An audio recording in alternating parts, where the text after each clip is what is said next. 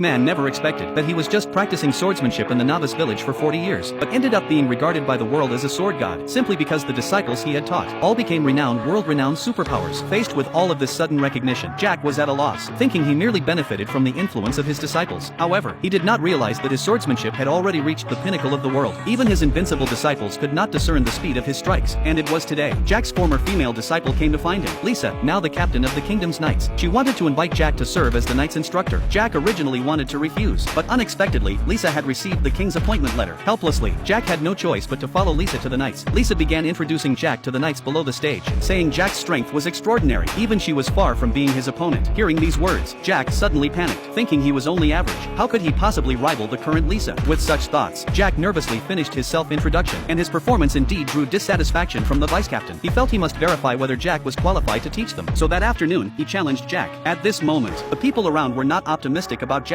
thinking Lisa just wanted to bring in someone she knew. Even Jack himself lacked confidence, because the one he had defeated back then was merely a young Lisa. Although he really wanted to refuse the duel, doing so would undoubtedly cost Lisa her dignity. Jack decided to take it a bit more seriously.